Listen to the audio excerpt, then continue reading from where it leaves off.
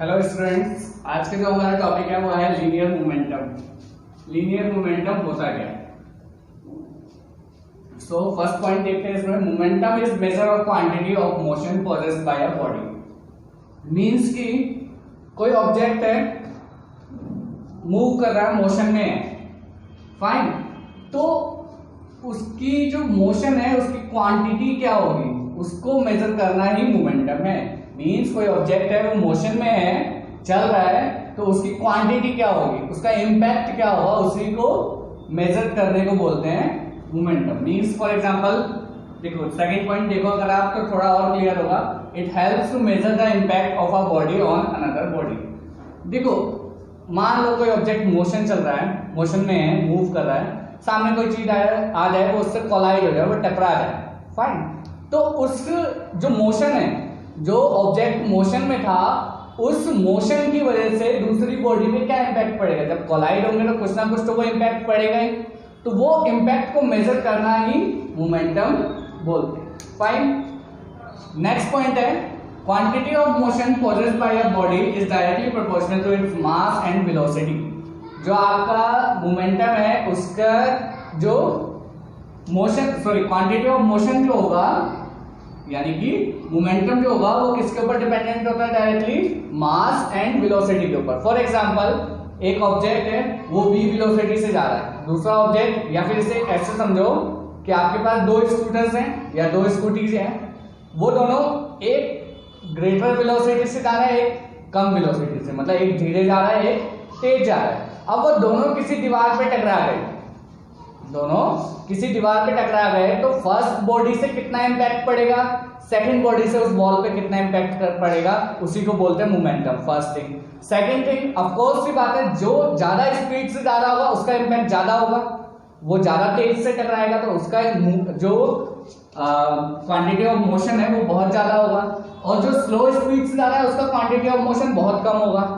तो इसीलिए ये इसके डायरेक्टली डिपेंडेंट होता है कि मोमेंटम बढ़ेगा अगर जो आपका वेलोसिटी है वो इंक्रीज होगी। सेकंड थिंग, अब मान लो एक ट्रक है और एक कार है, वो दोनों सेम वेलोसिटी से, यहाँ पे इनकी स्पीड सेम है, लेकिन उनका मास जो है कम हो जाता है। ट्रक का मास बहुत ज्यादा है, और जो सेकंड आपका ऑब्जेक्ट है दैट इज कार, उसका मोमेंट, उसका जो मास है बहुत कम है। वो दोनों जा रहे हैं, वो किसी ऑब्जेक्ट से टकरा जाते हैं, तो अब बताओ किसका ज्यादा इंपैक्ट पड़ेगा, मतलब उसके ऊपर किसका असर ज्यादा होगा। अगर हम अदर वर्ड में बोले तो किसका असर ज्यादा होगा, उसी को बोलते हैं मोमेंटम। तो किसका असर ज्यादा होगा, जिसका मास ज्यादा होगा। मींस ट्रक से अगर कोई चीज टकराएगी तो उसका असर, उस ट्रक का असर उस बॉडी पे ज्यादा पड़ेगा।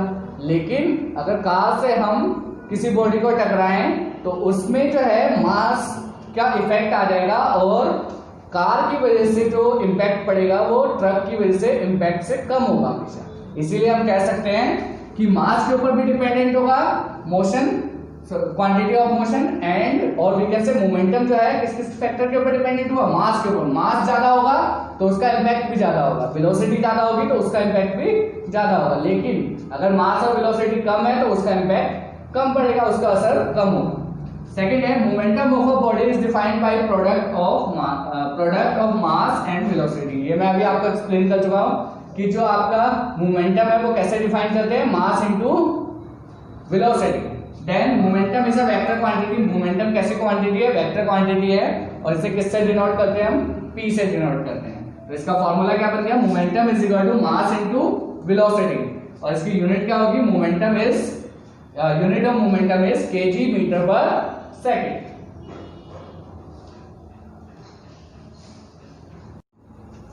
अब हम नेक्स्ट टॉपिक देखते हैं। नेक्स्ट टॉपिक है Newton second law of motion. जो न्यूटन का सेकंड, अभी हमने फर्स्ट लॉ ऑफ मोशन पढ़ चुके हैं, अब हम बात कर रहे हैं न्यूटन का सेकंड लॉ ऑफ मोशन।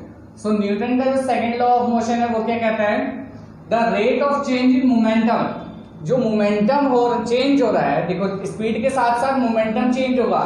मास किसी भी एक ऑब्जेक्ट, कोई बॉडी है, मान लो एग्जांपल के लिए कोई स्कूटर ही है, या फिर कोई भी ऑब्जेक्ट हो, कार हो, कोई भी व्हीकल हो, ठीक है, तो उनका मास तो सेम रहेगा ना, उसका मास हमेशा सेम रहेगा। तो मास कांस्टेंट होगा तो क्या होगा, उसकी वेलोसिटी कम ज्यादा हो सकती है, मींस उसकी स्पीड कम ज्यादा होगी, राइट। तो क्या है कि rate of change in momentum of a body is directly proportional to the unbalance force acting on it. मतलब according to Newton second law क्या है, जो आपका फोर्स लग रहा है किसी बॉडी पे, किसी बॉडी पे जो फोर्स लगेगा वो क्या होगा, उसके मोमेंटम में आए हुए चेंज के रेट को बोलेंगे, वो उसके प्रोपोर्शनल होगा। मींस जो फोर्स है वो किसके प्रोपोर्शनल होगा, वो प्रोपोर्शनल होगा rate of change in momentum. जो मोमेंटम चेंज हो रहा है उसके रेट पे डिपेंड करेगा, या डायरेक्टली प्रोपोर्शनल होगा। अब सबसे पहले हम मोमेंटम निकाल लेते हैं। देखो मान लो मैं अभी 5 किलोमीटर पर आवर की स्पीड से जा रहा हूं और बाद में मैंने स्पीड इंक्रीज कर दी, मेरी स्पीड हो गई 10 किलोमीटर पर आवर। फाइन, तो दोनों केसेस में अभी जो मेरा मोमेंटम है वो कम होगा, बाद में जो मोमेंटम है वो ज्यादा होगा। तो दो अलग अलग मोमेंटम आएंगे। सेम थिंग यहाँ पे होगा। Initial momentum of a body कितना हो जाएगा, P1 mu, मतलब जो अभी की स्पीड है और उसका मास, तो वो हो जाएगा P1। और फाइनल मोमेंटम कब होगा, जब वो आगे P2 स्पीड पे आ गए तब क्या होगा, वेलोसिटी उसकी चेंज हो गई, U से क्या हो गया, V हो गई वेलोसिटी, फाइनल वेलोसिटी। V को क्या बोलते हैं, फाइनल वेलोसिटी। सो P2 कितना हो जाएगा, mv। फाइन, अब देखो चेंज इन मोमेंटम, मोमेंटम में कितना चेंज आया, P2 माइनस P1, तो mv माइनस mu, माइनस किया तो कितना आ गया, m in bracket v minus u। ये क्लियर है। अब देखो हमें पता है F इज इक्वल टू ये, अगर हम P2 माइनस P1 की वैल्यू यहां पुट करेंगे तो इससे हमारा एक इक्वेशन बन जाएगी, तो क्या आ जाएगा, F directly proportional to mv minus u upon t। अब आपको याद होगा v minus u upon t acceleration के इक्वल होता है, तो हमने इसकी जगह पे, इस पार्ट की जगह पे क्या पुट कर दिया, a पुट कर दिया, तो क्या बन जाएगा, F directly proportional to ma। मतलब हम क्या लेंगे, जो F है, फोर्स जो लग रहा है किसी बॉडी पे, वो किसके प्रोपोर्शनल होगा, उसके मास के और उसके एक्सेलरेशन के प्रोपोर्शनल होगा, उनके प्रोडक्ट के प्रोपोर्शनल होगा। नाउ देखो ये प्रोपोर्शनल साइन जब भी हटता है तो उसकी जगह पे एक कांस्टेंट आता है, तो यहाँ पे कांस्टेंट क्या आया, k। अब ये k इज द कांस्टेंट, और k की वैल्यू कितनी होती है, जब हमने साइंटिफिकली इसे प्रूव किया, आगे इस इक्वेशन को पहले से प्रूव हो चुकी हैं ये चीजें, तो k की वैल्यू कितनी निकल के आई, 1 निकल के आई। तो उस हिसाब से हमारा क्या बन गया, F is equal to ma।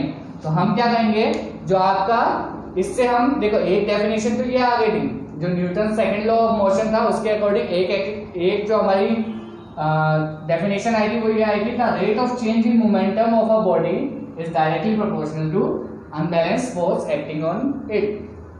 Second जो है, सेकंड डेफिनेशन हम ये भी कह सकते हैं, जो फोर्स है वो किसके इक्वल होगा, मास एंड एक्सेलरेशन के प्रोडक्ट के इक्वल होगा।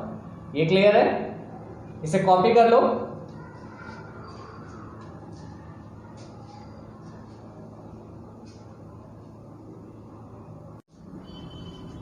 अब हम नेक्स्ट टॉपिक देखते हैं, next part, SI unit of force.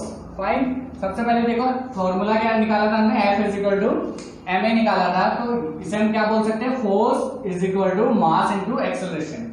तो यूनिट ऑफ फोर्स क्या होती है, न्यूटन होती है। फोर्स की यूनिट क्या होती है, जो F है इसकी यूनिट क्या होगी, न्यूटन। फाइन, अब देखो 1 न्यूटन कब होगा, इससे हम डेफिनेशन भी निकाल सकते हैं 1 न्यूटन की। कैसे, देखो 1 न्यूटन कब होगा, जब 1 kg का मास हो और 1 मीटर पर सेकेंड स्क्वायर का एक्सेलरेशन हो। तो 1 न्यूटन किसके इक्वल हो जाएगा, 1 kg metre per second square. तो इसकी second unit kg metre per second square भी होती है। मतलब फोर्स की 2 यूनिट है, एक न्यूटन भी होती है और एक kg metre per second square भी होती है। ये हम बात कर रहे हैं एसआई यूनिट्स। फाइन, अब हम बात करते हैं 1, देखो इससे हमें क्या मिल गया, अगर 1 Newton force acting on a body, मतलब किसी बॉडी पे 1 न्यूटन फोर्स लग रहा है, ये कब बोलेंगे हम, जब उसका मास, उस बॉडी का मास कितना हो, 1 kg हो और वो किससे एक्सेलरेट हो रही हो, 1 मीटर पर सेकेंड स्क्वायर से एक्सेलरेटेड हो रही होती है। यही डेफिनेशन है इसकी, 1 न्यूटन फोर्स की डेफिनेशन है। ये किसकी डेफिनेशन है, 1 न्यूटन फोर्स। फाइन, अब हम बात करते हैं CGS unit of force. CGS unit of force क्या होता है, डाइन। कितनी होती है, डाइन। फाइन, सो 1 डाइन किसके इक्वल होगा, 1 ग्राम सेंटीमीटर पर सेकेंड स्क्वायर। जो 1 डाइन है वो किसके इक्वल होगी, 1 ग्राम सेंटीमीटर पर सेकेंड स्क्वायर। अब देखो 1 ग्राम किसके इक्वल होता है, 1/1000 kg के। 1 सेंटीमीटर 1/100 मीटर के इक्वल होता है। तो हम क्या करेंगे, ये 1 ग्राम की जगह पे, इस ग्राम की जगह पे ये पुट कर देंगे, इस सेंटीमीटर की जगह पे ये पुट कर देंगे। ये पुट किया तो कितना आया, 1 dyne is equal to 1/1000 into 1/100। अब ये जो ग्राम और सेंटीमीटर था ये चेंज हो गया केजी और मीटर में, तो क्या आ गया, केजी मीटर पर सेकंड स्क्वायर। अब इसको मल्टीप्लाई किया, कितना है, 1/100000, 5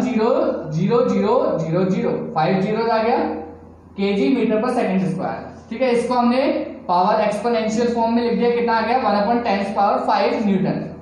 फाइन, ये कितना आ गया, 10⁵ न्यूटन आ गया। अब जब ये 10⁵ है, ये ऊपर लेके जाएंगे तो इसकी पावर नेगेटिव हो जाएगी, तो कितना बन जाएगा, 1 dyne is equal to 10⁻⁵ Newton.